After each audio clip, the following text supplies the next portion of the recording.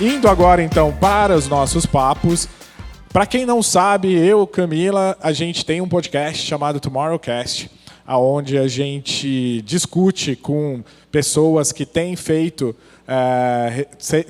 têm sido relevantes nessas construções de futuros, e a gente tem ali papos deliciosos, onde a gente aprende muito, e a gente fica muito feliz que a gente pode compartilhar para que vocês também, de alguma forma, aprendam. Então, a gente vai fazer uma versão live aqui do Tomorrowcast, e vão ser 3 episódios que a gente vai gravar aqui com vocês, e a gente vai começar trazendo aqui para essa conversa a Carolina de Oliveira, Carol Oliveira, da KPMG. Vem para cá, Carol. E o Bruno da Mata, da Taylor. E como a gente faz no Tomorrowcast, como a gente sempre faz no Tomorrowcast, vocês vão ver já já, a apresentação é por conta deles. Fiquem à vontade, sentem-se. Obrigado pela presença aqui, por estarem com a gente no Lollapalooza do Download. Né? O próximo download, gente, vou fazer essa identidade do Lollapalooza. Vocês vão ver. Sentindo uma celebridade agora. Eu participei do download da KPMG e eu tive 12 minutos para falar. Uma pessoa que está 3 horas e meia falando na orelha de vocês, a Carol me deu 12 minutos. Imagina o poder de síntese de trazer isso aqui tudo em 12 minutos, gente. Foi desafiador, mas foi muito legal. Maravilha. Ó, eu vou passar para minha colega lá da ponta de lá, porque a gente tem um começo que é icônico no Tomorrowcast. Como é que é, Camila? Pois é, gente, para quem já escutou o Tomorrowcast, vai, gente, para ter uma mínima Quem não escutou, levanta a mão só para a gente não passar vergonha. Olha, muito bom. Então, o que a gente brinca, né, ali no começo do Tomorrowcast? A gente pergunta quem são as pessoas na fila do pão, que no final a gente quer saber quem é a pessoa na fila do pão, que é aquela pessoa que não está no LinkedIn. Então, a gente queria que vocês começassem, vou pedir para a Carol começar se apresentando. Quem que é a Carol na fila do pão? Gente, eu tenho um papel muito importante e recente, que é ser mãe há 8 meses de uma bebezinha maravilhosa, e que está me ensinando bastante coisa. Então, nessa fase da vida, né, ter essa experiência, para mim, está sendo maravilhoso. Bruno? Muito legal essa pergunta, porque é, inclusive, onde eu ia começar, se me pedisse para apresentar de uma forma tradicional. Mas, boa tarde, sou o Bruno, sou pai do Bernardo, de 10 anos, e da Mel, de 7 anos. Hoje em dia, fora esse projeto paterno, o projeto que mais me encanta é o Instituto Taylor, é um instituto de projetos sociais que a gente tem, que para mim é o que dá sentido na vida. Então, é esse Bruno da fila do pão. Muito bom. E agora? E aí, saindo do LinkedIn, eu falei ali, na hora que eu apresentei o bloco, o que a gente ia fazer, que a gente não quer saber a palestra que mais gostou, o que não gostou e tal, mas a gente quer entender a aplicabilidade de tudo isso, né? Muita coisa acontecendo.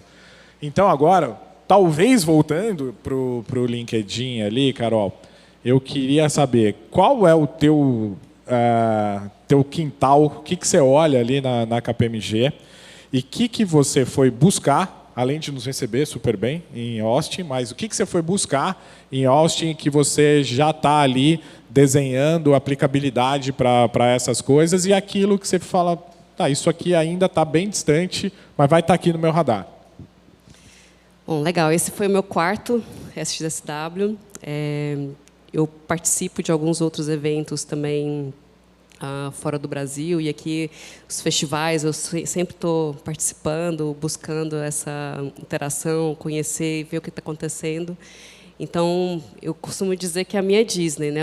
A Disney do nerd é ir para um festival como esse, que você consegue se divertir, consegue também aprender bastante. O mais interessante é conhecer pessoas incríveis. Então, eu tenho muitos amigos que foram feitos nesses festivais. E, bom, na KPMG, eu lidero uma área chamada Private Enterprise, que é a área de estudo de mercados, de arquitetura de soluções para pequenas e médias empresas, né, empresas privadas. E aí a gente olha para as startups e também para as empresas familiares. E agora também estou liderando essa área de startups globalmente. E isso foi devido ao que a gente começou a fazer aqui no Brasil, que é criar comunidade, criar esse senso de colaboração nesse mundo de startups. O programa que a gente lançou aqui, chamado Emerging Giants, que agora é um programa global. E lá a gente eu fui com esse olhar, né, principalmente procurando startups. A KPMG foi patrocinadora do Pitch Competition, então quem quiser também conhecer as empresas que se apresentaram lá, foram 2 dias de pitch. Então, foram 9 categorias, 45 empresas. Essas empresas são é uma curadoria imensa, né, do festival para selecionar quem vai se apresentar ali. O palco, os jurados são venture capitalists, são pessoas que fazem investimentos, e também quem está ali observando a imprensa internacional, outros fundos de investimento, empresas que estão olhando para aquisições. Então, é um ambiente quente para quem tem um negócio que quer expandir internacionalmente. Eu costumo sempre falar, né, da história do Spotify. O Spotify, em 2009, se apresentou ali, nesse palco de competição de startups. Então, a gente observa muito, e isso dá para a gente um flavor do que está por vir, né, do que está trazendo oportunidades de negócio, onde que as empresas estão colocando dinheiro, e também inovações muito disruptivas, né, porque a gente vê sempre várias empresas que estão ali, que trazem sempre soluções que resolvem algum tipo de problema, mas muitas também que apresentam soluções que você nunca imaginou na vida, né, que daqui a pouco começam a escalar globalmente, a gente começa a ser cliente, né, dessas empresas. Então, esse foi o meu principal objetivo esse ano. Maravilha. Tem brasileiro se dando bem nesses pitches de startup aí? Tinha uma startup do Rio, Gig something, esqueci o nome dela agora, mas é uma startup que já tem mais de 1 milhão de usuários. E, basicamente, eles são um app, um add-on para quem é motorista de aplicativo. E ele consegue dizer para o motorista se aquela corrida é a melhor para ele. Então, ele consegue avaliar o custo-benefício, e eles já estão no mundo inteiro. Então, para uma startup do Rio, que está crescendo, e que foi uma das ganhadoras também de uma das categorias. Performance de corrida de aplicativo. Ó. Maravilha. Bruno, a gente falou aqui de manhã hoje sobre todo esse cenário, né, do SXSW, e a gente, obviamente, quando a gente coloca essa lupa, aparece muito a questão do workplace, mas não só do olhar do novo ambiente de trabalho, mas muito de como nós precisamos também nos adaptar em relação a isso. Sei que no teu olhar tem um pouco disso, então, primeiro, queria que você contasse um pouco do que você faz, o que está aí no teu território, e o que de tudo isso que o AX nos apresenta ali, que você foi buscar. Legal. Bom, a Taylor, ela é uma consultoria voltada para Executive Search. Então, o principal produto nosso é o recrutamento de executivos para as empresas, mas a gente trabalha de uma forma mais ampla, então, desde formação de conselhos consultivos, consultoria de treinamento e desenvolvimento. Então, é tudo ligado a como que uma empresa pode performar melhor, gerar melhores resultados a partir das pessoas. Esse é sempre o nosso olhar, não somente como contratar baseado num currículo, até porque esbarra muito no que você está dizendo. Cada vez será menos sobre currículo. Né? Sempre foi, né? Eu falo que o meu produto é o melhor do mundo porque todas as empresas precisam dele. Se perguntar para o bar do meu pai, o maior desafio é gente. Se perguntar, possivelmente, para a KPMG, será a gente também. Mas muda completamente a dinâmica, né? Eu tenho mais de 15 anos nessa indústria, e olhar o retrovisor do profissional sempre foi nossa forma de certa forma, tentar identificar que ele pode ser um potencial candidato para resolver aquele problema do nosso cliente. E cada vez é menos sobre o retrovisor. Então, as experiências prévias, aquilo que ele vem entregando ao longo da carreira, passa a ser um pouquinho menos relevante agora numa mudança total do cenário do mercado de trabalho.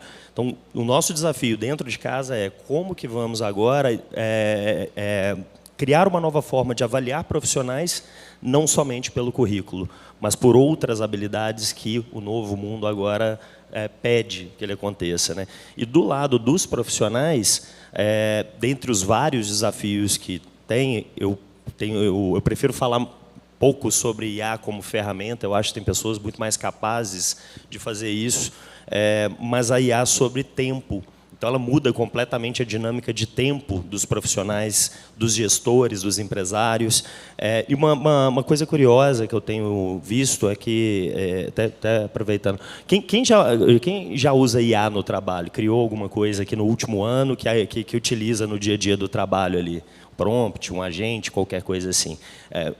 Acho que hoje em dia a maioria, né? Em tese, essas criações foram para otimizar o nosso tempo, reduzir trabalho operacional. Quem aqui está trabalhando menos desde que desenvolveu esses agentes ou essas soluções? Sobrou um tempo ali agora que está mais tranquilo? Opa, tem uma ali. Conta para a gente. Já vou querer saber. Esse é bom. Olha... Esse é bom. Próximo talk você vem para cá, por favor. Mas explicar para a gente. Normalmente é essa proporção de resposta, então fica aquela dúvida se estamos utilizando a IA para reduzir tempo, o que a gente está fazendo com esse tempo que sobra, né? O que os gestores, os profissionais, onde é que eles estão alocando esse tempo? Então, a gente está buscando novos problemas, ocupando espaço com outras coisas operacionais, possivelmente. E aí? Eu ainda estou vendo pouquíssimas pessoas, de fato, tendo essa reserva de tempo, calculando isso de forma objetiva. Salvei aqui 1 hora do meu dia. Onde que eu vou alocar essa hora restante dentro da nova proposta de trabalho que tem? Então, essa nova hora restante será para estudar mais inteligência artificial, será para me integrar mais com outras áreas, para reforçar a cultura da empresa, enfim, onde quer que seja, mas que não seja simplesmente preencher um buraco ali novamente. Então, para mim, eu acho que, dentre as várias coisas, uma reflexão do mercado de trabalho é essa, né? O que faremos com o tempo daqui para frente. Aí, eu queria... Então, assim, beleza, entendemos sobre o que estamos falando. E aí, agora, eu queria ver com vocês, acho que Bruno já fica um pouco desse direcionamento no que você falou, né? Mas, Carol, o que muda? Né, olhando ali para as pautas que estão no SX, o que é o desafio, tanto as empresas que você olha, mas na estrutura interna, o que você voltou de lá falando, putz, isso aqui eu preciso olhar de novo, né? A gente estava até conversando com uma pessoa que foi na missão com a gente, falou, cara, eu pivotei minha empresa em 1 mês. A gente mudou completamente o que a gente está olhando. Como é que você voltou em relação ao que você viu lá, né? O que te chamou a atenção e o que está surgindo aí de pensamento no que muda da sua construção diária? Bom, no meu dia a dia muda muita coisa.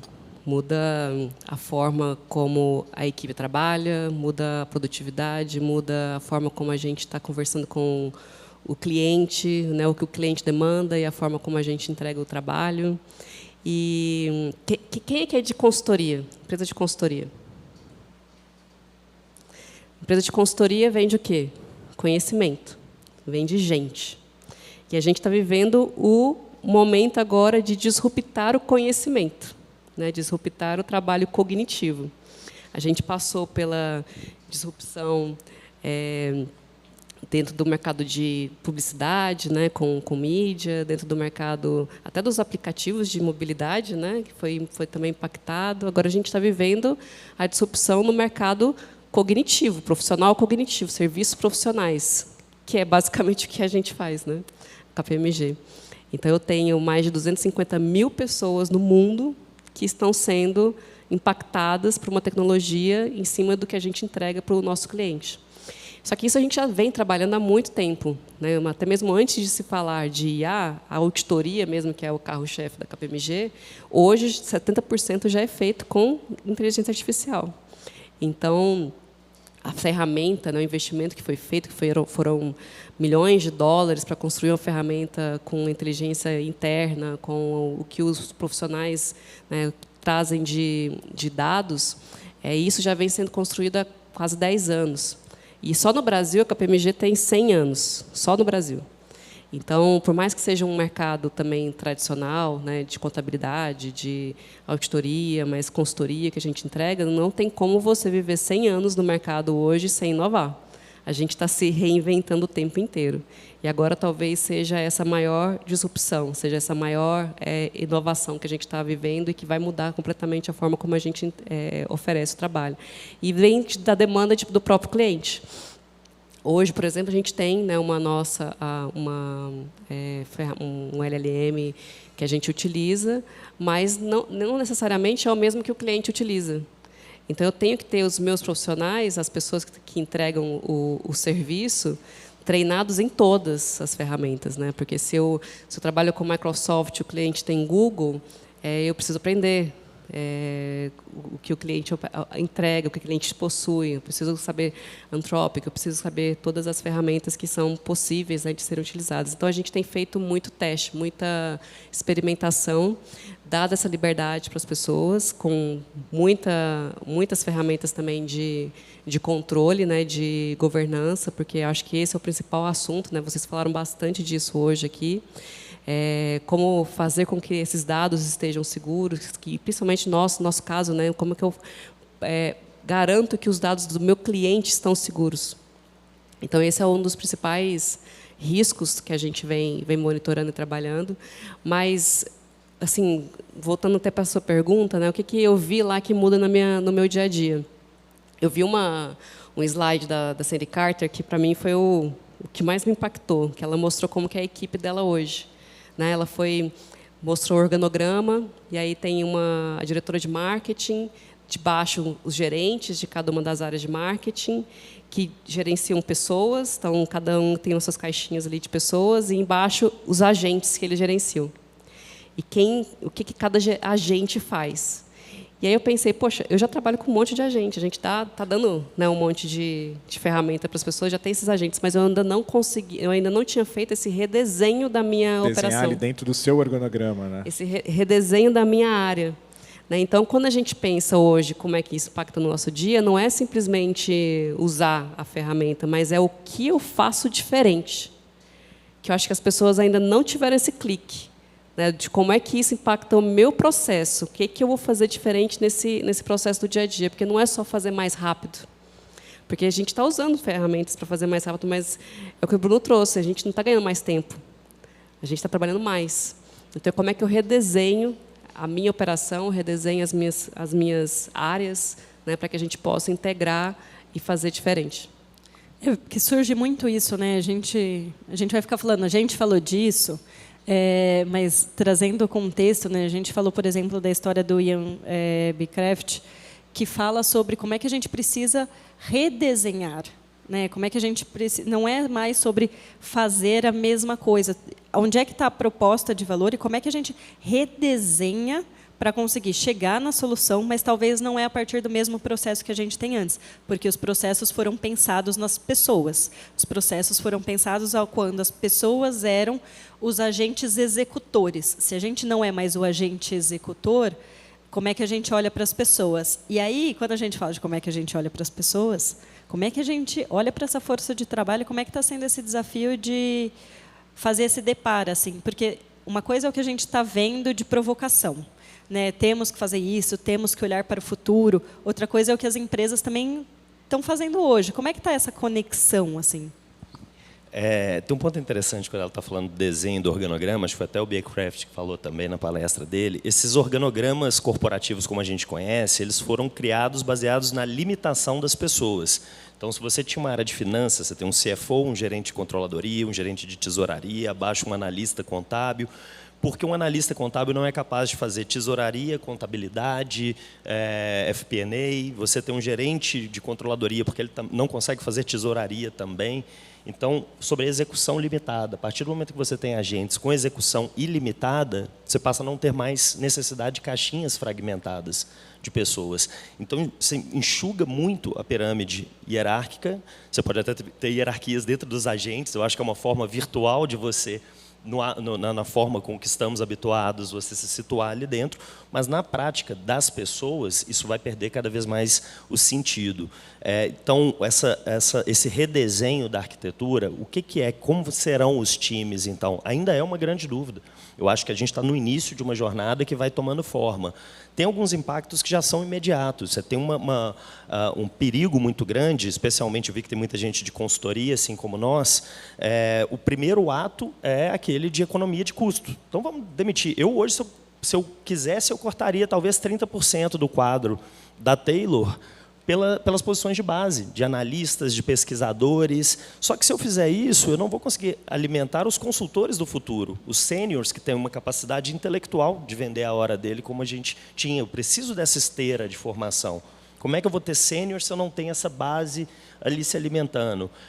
E essa vai ser uma pergunta a ser feita, porque a partir do momento que a KPMG não precisa mais ali de 30% do processo inicial de uma jornada profissional, onde é que vai entrar essa turma? Eles vão entrar como plenos, como sêniors? Não vão, porque eles estão recém-formados. Então, essa é uma dúvida que já existe no mercado.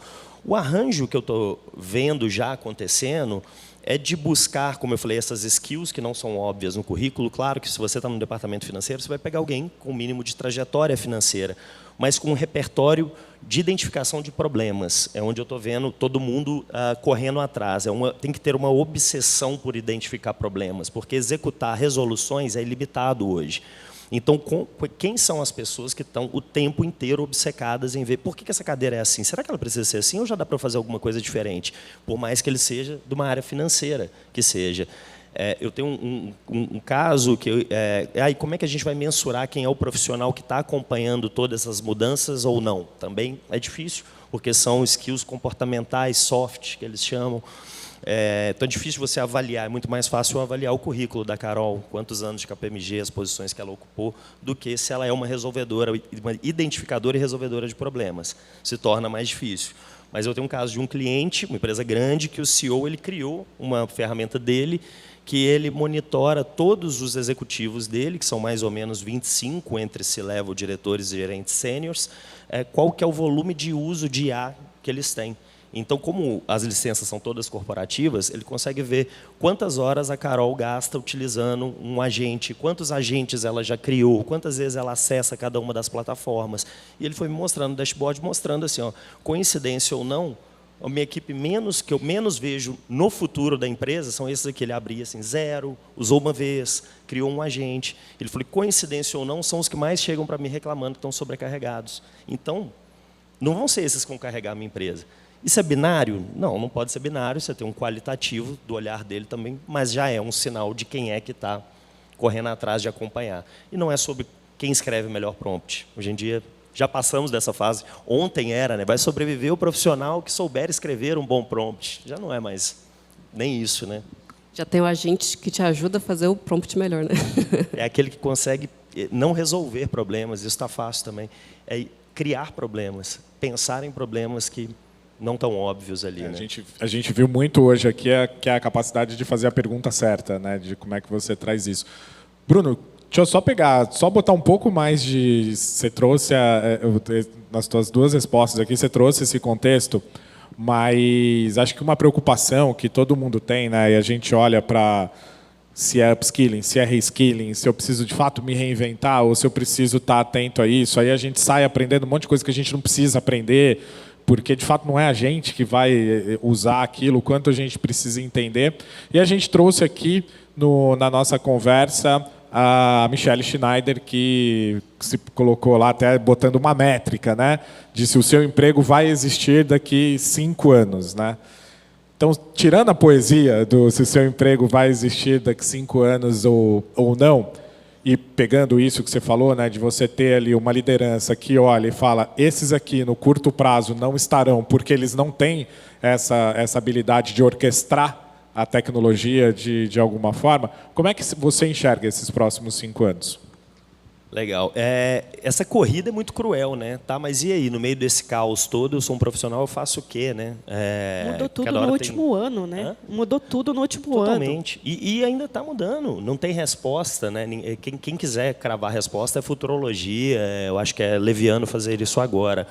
Mas é interessante que mesmo antes de SX, já era uma discussão que vinha permeando várias conversas minhas com executivos, empresários, inclusive meu grande amigo Cesarino está aqui também, sabe dessa conversa nossa. O grande desafio, eu acho que a grande busca agora deve ser do quem sou eu, que é a pergunta que vocês começam, sem me apresentar nada que esteja no meu currículo. Quem sou eu sem falar da minha formação, as empresas por onde eu passei. Isso é legal que no SXSW a gente vê bastante isso. Eu acho que como as pessoas já se nivelam, né, assim, de estar lá, você já imagina que são pessoas que têm mais ou menos uma mesma visão, uma mesma troca, não é a primeira pergunta que vem o que você faz, de onde você é. Ela não é a primeira pergunta, normalmente vem troca sobre o que você viu, o que você vai fazer depois. E esse é um grande desafio, porque eu que lido 15 anos entrevistando os principais executivos e executivas ou empresários, é muito difícil conseguir falar o que você é, o que você gosta, o que são seus valores, seus sonhos, o que você de fato quer fazer, se você tira seu crachá. Porque o que a gente tem que pensar é que tem uma grande chance da gente perder o nosso crachá como ele é, pelo menos. Se vai acabar ou não daqui a 5 anos, eu acho que a busca agora tem que ser como que você vai se encontrar, quem é o seu produto, independentemente da empresa por onde você está. Tem uma grande amiga, Márcia Cubas, que é uma baita de uma executiva aqui de São Paulo, que a gente estava com o embaixador da Sorro House, que é um cara todo artístico, Peter, e ela falou, qual o esporte? Márcia, impecável, aquela executiva clássica, Faria Lima, qual que é o esporte que você acha que eu pratico? Ele falou, tênis. Ela falou, não, eu faço skate. Ele falou, não pode. Ele falou, porque ela saiu de uma empresa e falou, passei um tempo muito refletindo sobre quem eu sou, o que eu quero da minha vida, e, putz, eu fazia tênis, praticava golfe. Eu fazia isso pela onda do corporativo, pelo meu networking, mas eu, desde pequeno eu tinha uma curiosidade de andar de skate. E hoje aí fiz aula de skate, hoje eu ando de skate. Isso é buscar quem você é. Então, e é um exercício a ser feito ali de cuidado, da mesma forma com que a gente gerencia a agenda dentro da empresa, na academia ou em qualquer lugar, é parar e pensar. Não é tão fácil assim responder essa pergunta, porque no final das contas, quando a gente responde que a gente é pai, que a gente é mãe, a gente não está falando sobre a gente também. A gente está falando sobre o nosso filho. A gente não é ele, né? E quando a gente fala sem ser sobre o currículo, a gente joga para alguém. Sou filho de tal pessoa, sou pai de tal pessoa, ou mãe de tal pessoa. É pensar mais no... Aí a responsabilidade aumenta, né, diante de tudo isso. Exato. Carol, olhando para o lado da auditoria, olhando para o lado core do negócio ali, uma das coisas que a gente viu lá no South by Southwest é que está tudo em IA, está tudo em tecnologia, está tudo ali beirando os 100% de adoção das coisas, mas, na hora que a gente olha para números efetivos, né, acho que foi a Sandy Carter mesmo que trouxe esse número, que 5% das empresas acusam ter ganhos financeiros na adoção dessas ferramentas, né? Como é que vocês têm visto isso em relação aos clientes? Porque eu acho que passa por isso, né? Passa por uma corrida de adoção. A gente adora um case nosso, de um cliente nosso, que na primeira entrevista que ele fez com a gente, ele falou, aqui é uma empresa AI first. Eu falei, que ótimo, né? Não vamos nem ter o que fazer aqui. E aí a gente foi traçar lá o Gartner para ele e deu maturidade baixa. Aí eu falei, como é que eu conto isso para ele, né? Como é que eu dou essa notícia para ele? Como é que tem sido isso nessa corrida das empresas? E vocês que são responsáveis em trazer governança, verdades e tudo, têm visto dessa forma? Legal.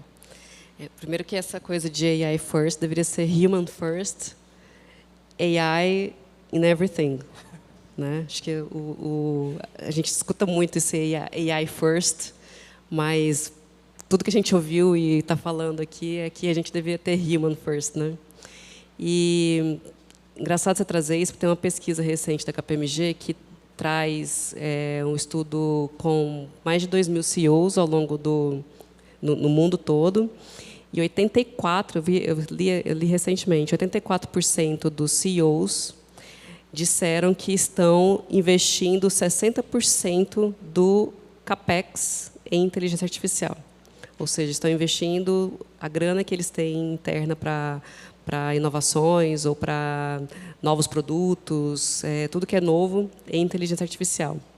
Mas quando você pega o resultado, 24% deles disseram que conseguem mensurar ROI.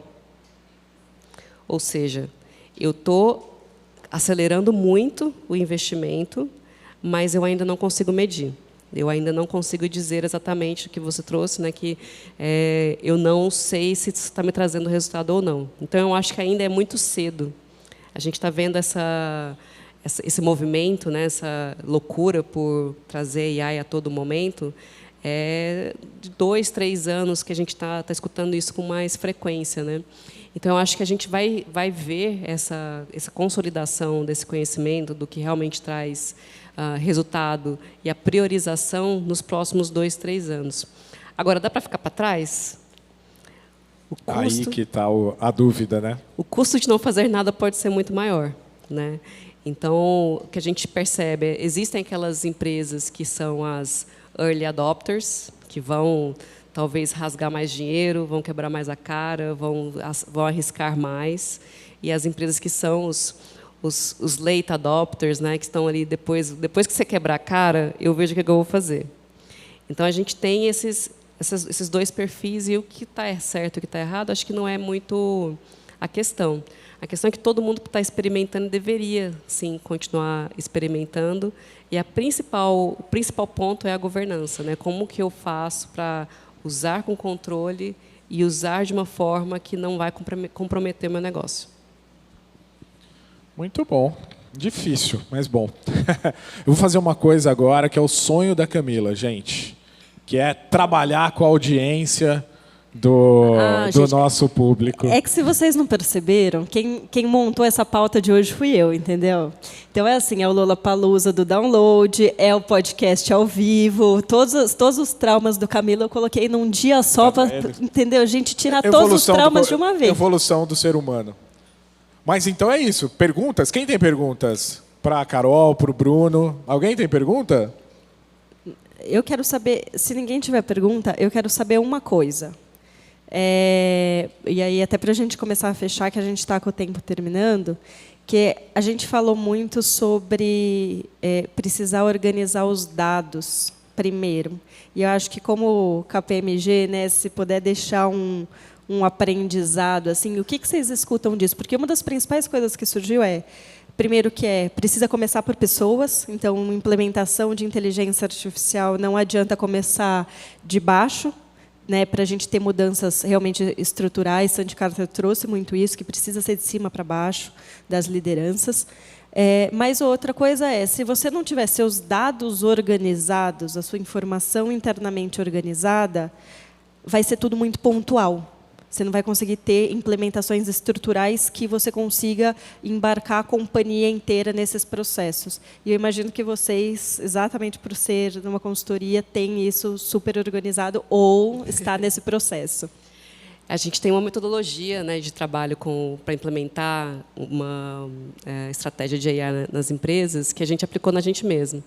E começa com dados. Começa em estruturar essa infraestrutura. Hoje a gente tem a nossa própria LLM interna, que basicamente, vou usar um exemplo assim, bem simples, né? Digamos que um time está trabalhando no M&A de uma rede de farmácias. E tenho pessoas ali que precisam entender melhor esse negócio, esse mercado.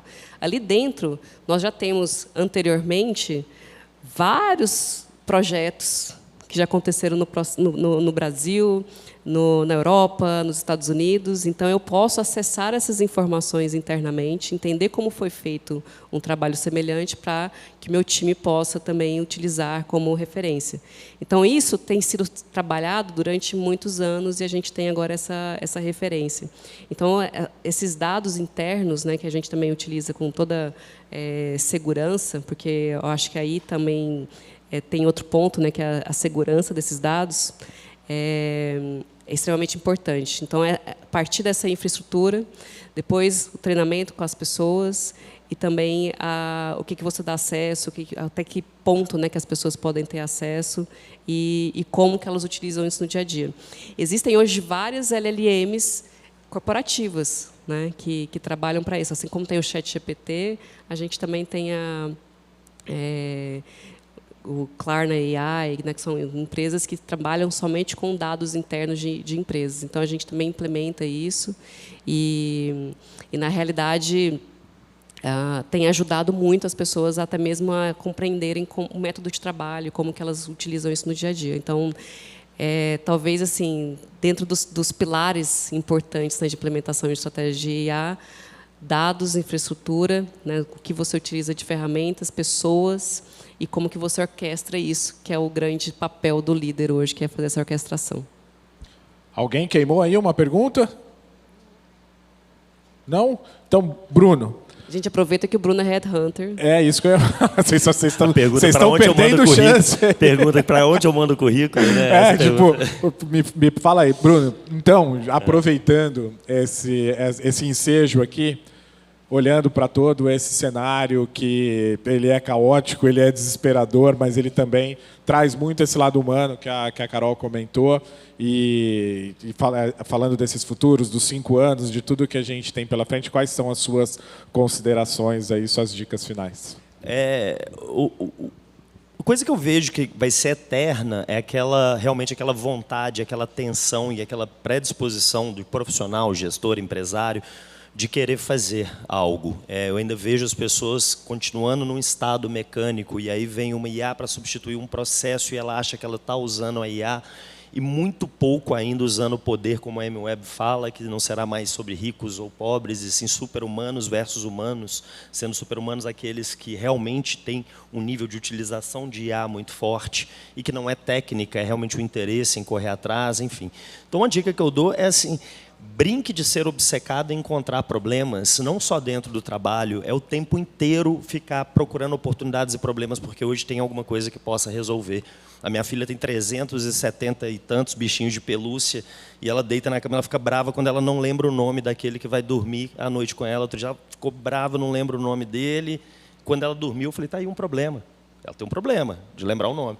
Fui lá e, em questão de menos de 1 hora, eu criei um aplicativo que escaneia o bichinho, gera uma certidão de nascimento, armazena numa biblioteca para ela, que depois ela vai lá, escaneia o bichinho, ele busca qual que é, traz a certidão de nascimento do bichinho com todas as informações, ficou feliz da vida, fora que está gastando horas bibliotecando os bichinhos dela.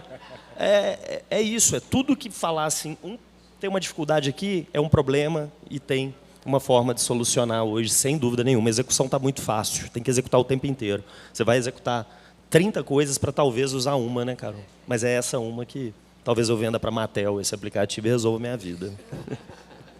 Carol, suas considerações finais, dicas, gente, experimente, sabe? Eu vou dar uma dica do que não fazer. Não passe um fim de semana como eu passei, antes do nosso download, assistindo todos os vídeos do YouTube sobre o futuro do trabalho com AI. É apocalíptico.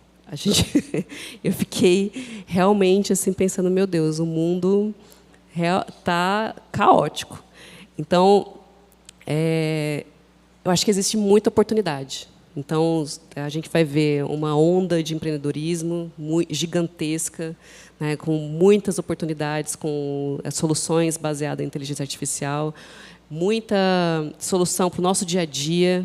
Então, experimente, separa um tempo da sua agenda para testar ferramentas novas, para brincar com aquilo e pensar no que você pode fazer diferente. Obrigado, Bruno. Obrigado, Carol. Papo muito riquíssimo bom. Aqui. A gente ficaria horas aqui, mas, de novo, né, a gente gosta de ser contra o tempo. Então, queríamos agradecer e ficar com esse gostinho de quero mais e seguir nessa conversa. O papo aqui ainda segue. Vamos para o próximo talk. Obrigado, Bruno. Obrigado, Carol. Obrigado, gente.